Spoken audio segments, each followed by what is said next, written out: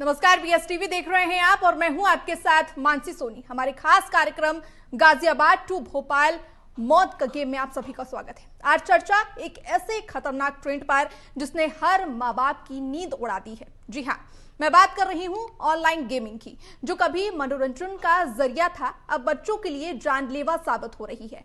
आखिर क्यों कम उम्र के बच्चे मोबाइल स्क्रीन की दुनिया में इस कदर खो रहे हैं कि वे हकीकत से कटते जा रहे हैं?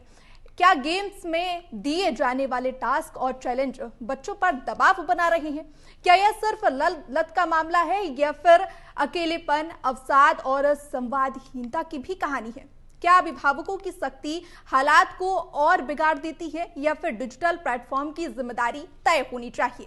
मौजूदा वक्त का सबसे बड़ा सवाल यह है कि क्या हमारे घरों में मौजूद स्मार्टफोन बच्चों के लिए खतरा बनते जा रहे हैं?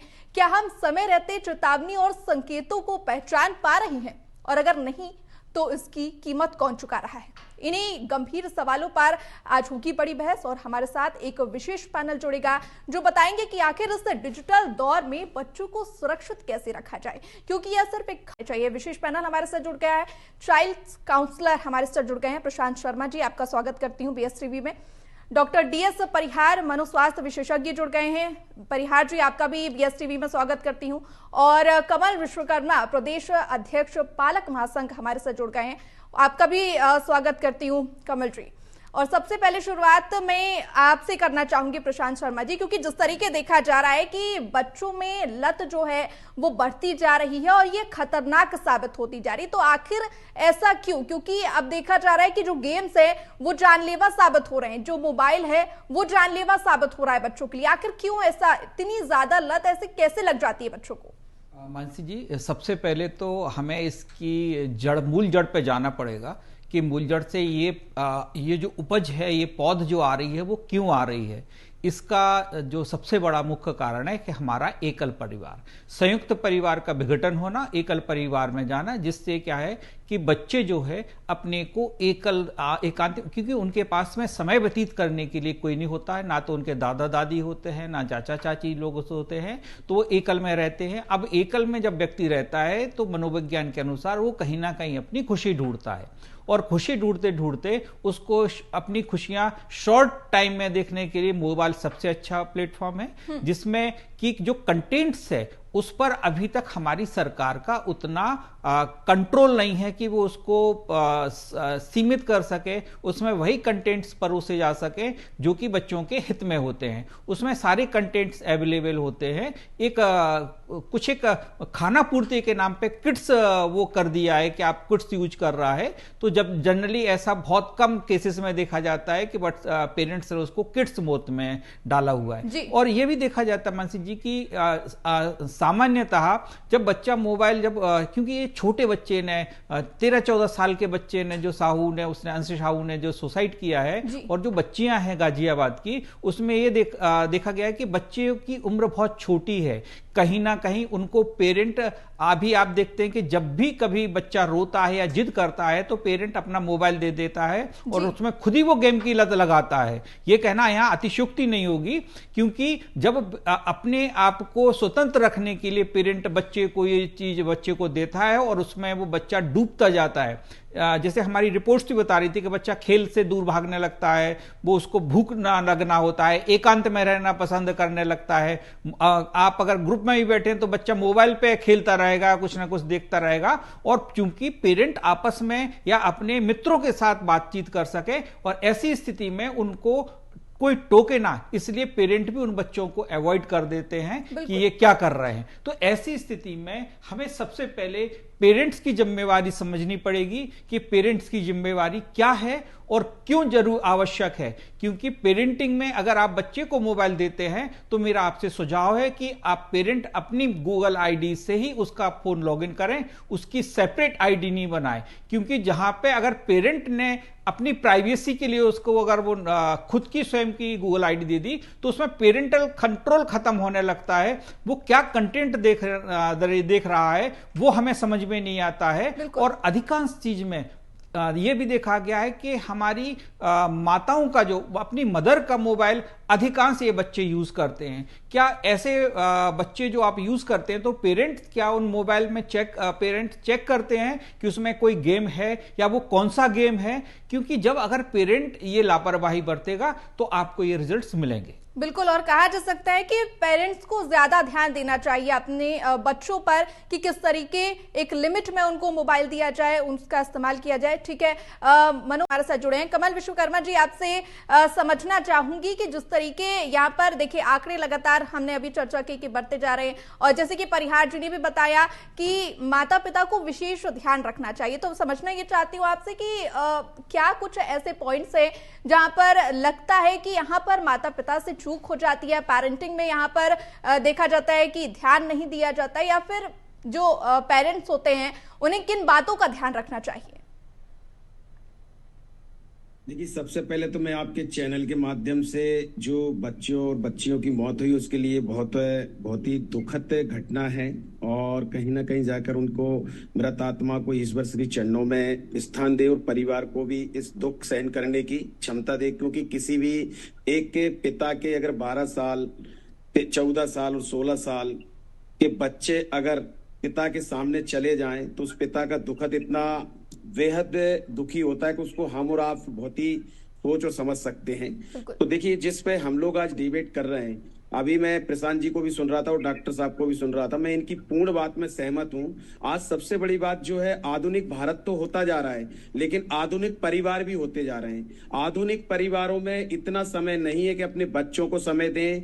कई जगह तो ऐसा होता है कि बच्चे ने जो डिमांड करी तो उनको मोबाइल दे दिया, बहुत सारी चीजें हैं ऐसे करके। तो आज कहीं ना कहीं जो समस्या आ रही है वो एकल परिवार और पेरेंट्सों के कारण आ रही है। प्रशांत जी ने बहुत अच्छी बात कही कि अगर हम मोबाइल दे भी रहे हैं तो उसको पेरेंटल लॉक देना चाहिए, क्योंकि हमारी जो 2020 और 21 की जो शिक्षा पॉलिसी भी बनाई गई है और इसके बाद कई एक्ट भी बनाए गए, उसमें भी कहा गया है कि 14 साल के बच्चे तक मोबाइल ना दिया जाए। लेकिन हम लोग बच्चे को ऑनलाइन प्लेटफॉर्म पढ़ाई भी करवाते हैं, सारी चीजें करवाते हैं।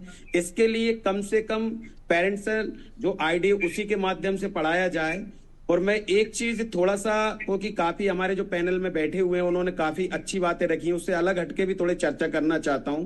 देखिए, गेमिंग का जो है, आज भारत सरकार को मैं दोषी नहीं ठहरा रहा हूं, लेकिन भारत सरकार ने इससे 28% इसको रेवेन्यू मिलता है। इसके कारण भी ऑनलाइन गेमिंग, और अभी जो 2030 तक का भारत सरकार का एक सपना है कि हम लोग मतलब ऑल गेमिंग में विश्व में प्रथम आना चाहते हैं। जबकि दूसरी तरफ देखें तो ऑस्ट्रेलिया ने टोटल बंद कर रखा है, फ्रांस ने बंद कर रखा है, इंग्लैंड ने बंद कर रहा है, न्यूजीलैंड ने बंद कर रखा है। ऐसे कई अन्य देशों ने भी सोशल मीडिया और गेमिंग के लिए 16 साल तक के बच्चों के लिए ये बिल्कुल टोटल बंद कर रखा है। लेकिन हम किस ओर जा रहे हैं कि हम लोग विश्व में गेमिंग में प्रथम आना चाहते हैं, विश्व में हब बनाना चाहते हैं। तो सरकारें भी किस दिशा में जाना चाह रही है? पेरेंट्स, आज की स्थिति है एकल परिवार में रोजगार खत्म होते जा रहे हैं। बहुत ऐसी समस्या है कि परिवार अपनी रोजी रोटी देखे,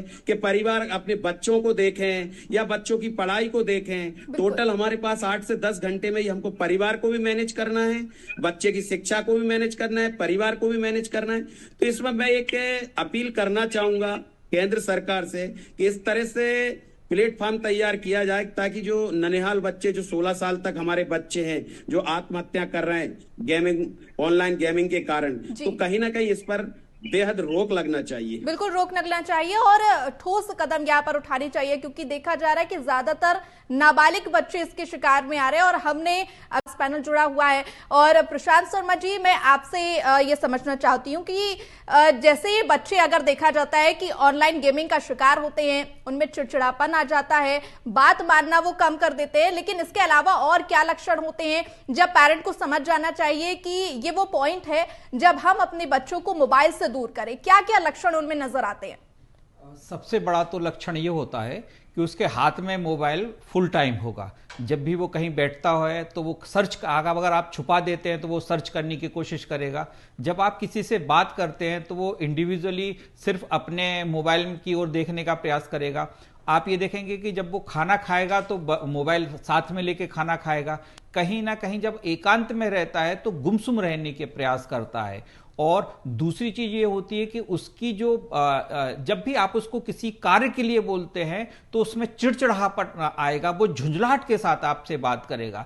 को एक यहाँ पे सवाल बहुत मैं पेरेंट्स उठाता हूं कि बच्चे इस हायर स्टेज पे पहुंचते हैं और पेरेंट्स को मालूम नहीं होता है कि उनके मोबाइल के अंदर गेम है। तो ये कैसी पेरेंटिंग है? जब तक बच्चा जिस लेवल पे पहुंचता है, इतने महीनों के बाद में वो उस लेवल पे पहुंचता है, तो बच्चे का मोबाइल वो पेरेंट चेक नहीं करते हैं कि वो कौन सा गेम खेल रहा है। तो ऐसे में अभिभावकों को परेशान जो करने वाली जो स्थिति आ रही है, वो मुझे लगता है पेरेंटिंग में कहीं ना कहीं कुछ चीज की कमी हो रही है। हम अपनी खुशियां जहां पे सर्च करने में लग जाते हैं, वहां हम बच्चों को भूल जाते हैं, क्योंकि हम सिर्फ इतना चाहते हैं कि बच्चा हमें किसी प्रकार से परेशान ना करे, और वो अपनी खुशियां उस चीज में, शॉर्ट चीज में दिखता है। अब इतना पेशेंस नहीं रहा है किसी भी व्यक्ति के अंदर कि वो खुशी के लिए समय का इंतजार करे, वो 30 सेकंड में, 40 सेकंड में। और जब ये कोई गेम बनाया जाता है, तो जैसे डॉक्टर साहब ने कहा है कि पूरा माइंड रीड करके गेम बनाया जाता है कि उसको इंटरेस्ट लगातार आता रहे। लेकिन ये प्रश्न फिर भी अभिभावकों के साथ में है कि इतने दिन बीत जाते हैं, हमारे पेरेंट्स अपने बच्चों का मोबाइल चेक नहीं करते। अगर बच्चा और पेरेंट का कहा ले रहा जा सकता है, शर्मा जी, पेरेंट का भी मोबाइल जी बिल्कुल कहा जा सकता है कि मोबाइल ट्रैक करते रहना चाहिए। और चूंकि अब तो ऐसा भी हो गया है कि बच्चे रूम पर अकेले पढ़ाई करना पसंद करते हैं, फोन से ज्यादातर ऑनलाइन पढ़ाई हो गई है, तो अब ये भी हो गया है कि बच्चे गेमिंग पर ज्यादा ध्यान देते हैं। प्रयास जी, आपके पास आऊंगी और ये समझना चाहती हूँ कि क्या वजह है, क्योंकि देखिए तमाम यहाँ पर वजह उभर कर आती है और ज्यादा से ज्यादा देखा जाता है कि नाबालिग बच्चे जो हैं वो ज्यादा शिकार होते हैं। डॉक्टर ने भी कहा कि साइकोलॉजी पढ़ के, ये पूरा साइकोलॉजिक गेम होता है, जब बच्चों को किस तरीके फंसाना इस गेमिंग के जाल में, वो यहाँ पर निर्धारित किया जाता है। तो समझना ये कि किस तरीके जो पेरेंट्स है उन्हें अलर्ट रहना चाहिए। और एक स्टेज आती है जब बच्चे फोन छुड़ाने पर चिड़चिड़ाने लगते हैं, उस स्थिति में पेरेंट्स को क्या करना चाहिए?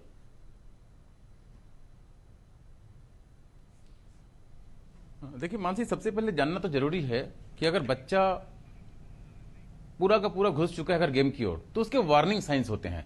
वार्निंग साइन को कैसे पहचाने? तो वार्निंग साइन का जो पहचानने के लिए पहला है कि वो अपना कंट्रोल खो जाता है। कब? जब वो गेम चलाते रहता है तब। अर्थात न उसको सुबह नाश्ता का समय पता है, न उसको दोपहर के लंच का समय पता है, न वो नहाया है, न वो साफ सुथरा है, और न अपने आप को ग्रूमिंग कर पाया है। ऐसी स्थिति को पहचानना होता है। दूसरा यह है कि वो अपने आप को न पढ़ाई को ध्यान दे रहा है, न स्कूल जा रहा है, न मम्मी पापा की बात मान रहा है, और वो अपने आप को परिवार से अगर अलग कर लिया है। ये गिना चुना 6-7 सिम्टम है। अगर ऐसी स्थिति होती है तो माता पिता को समझ जाना चाहिए कि कहीं ना कहीं कुछ तो गलत है, और तुरंत जो है किसी प्रकार से या चाइल्ड काउंसलर के पास जाए, या जो किसी साइकोलॉजिस्ट के पास जाए, या मनोचिकित्सक को दिखाना चाहिए। वैसे अगर इंटरवीन करना है तो 3 तरह के इंटरवीन इसमें होते हैं। एक माता पिता के लेवल पे, दूसरा स्कूल के लेवल पे, और तीसरा होता है समाज के लेवल पे। माता पिता के स्तर पे अगर हम देखें तो एकदम क्लियर कर दें कि आपको क्या स्कूल से कोई असाइनमेंट मिला है, क्या होमवर्क है, यस या नो। अगर नो तो भाई आपको मोबाइल नहीं मिलेगा, और अगर मोबाइल मिलेगा तो टाइम हम फिक्स करेंगे। बिल्कुल। और कहा जा सकता है कि बहुत ज्यादा यहाँ पर पेरेंटिंग पे फोकस रखने की जरूरत है। जो बच्चे हैं उन पर ध्यान देने की जरूरत है, उन्हें आउटडोर गेम में बिजी रखने की जरूरत है। कमल जी, आपके पास में आऊंगी और ये समझना चाहती हूँ कि स्कूलों से और सरकार से क्या कुछ अनुरोध यहाँ पर करना चाहेंगे, क्या कुछ जवाबदेही उन्हें तय करनी चाहिए? देखिए, सबसे पहला तो पेरेंट्स ही आता है। पेरेंट्स के बाद जब स्कूल आता है, तो स्कूल में तो जो 8 घंटे हैं वहां पे तो एक बार पेरेंट्स को भी पेरेंट्स मीटिंग भी होती है, लेकिन फिर भी हमारा जो क्लास टीचर होता है बच्चे का, उससे बीच बीच में बात करते रहना चाहिए कि हमारे बच्चे की स्थिति क्या है, क्या नहीं है। तो हम लोगों को वहां से भी एक जानकारी मिलती रहती है। और सरकार की अगर आप बात करें तो सरकार से मैं यही कहूंगा कि बहुत सारे ऐसे व्यापार, ऐसे टैक्स हैं, बहुत सारा सब कुछ है, उस पर आप टैक्स लगाकर आप रेवेन्यू जनरेट कर सकते हैं, अपना बजट बढ़ा सकते हैं। लेकिन सरकार को जो गेमिंग, प्रोग्रामिंग, खेल में जो 28% जीएसटी का जो लालच है, और 2030 तक जो आप हब बनाने का सपना देख रहे हैं विश्व में, क्या भारत सरकार मौतों का सौदागर बनाने की योजना बना रही है? तो सबसे पहले मैं सरकार को ये कहना चाहूंगा कि इस पर ठोस कदम उठाकर इस तरह के नियम और कानून बनाना चाहिए। नियम और कानून बनाने चाहिए। चूंकि हमारे पास समय का अभाव है तो चर्चा यहीं पर रुकनी पड़ेगी। प्रशांत शर्मा जी आपका, डीएस परिहार जी आपका और कमल विश्वकर्मा जी आपका चर्चा में जुड़ने के लिए बहुत शुक्रिया।